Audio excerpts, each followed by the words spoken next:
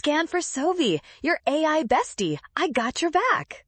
ArrayList can be sneaky, but this one is fast. Track each change in order and you will know exactly what the print statement shows.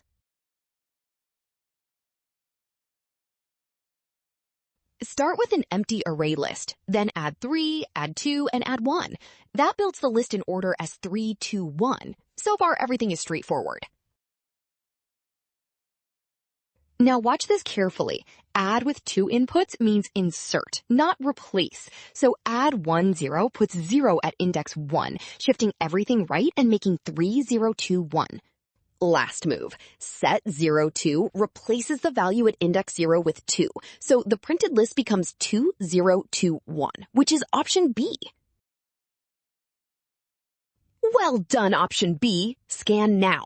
The trap is rushing signs and operations. The rule is trust the given code and check steps in order.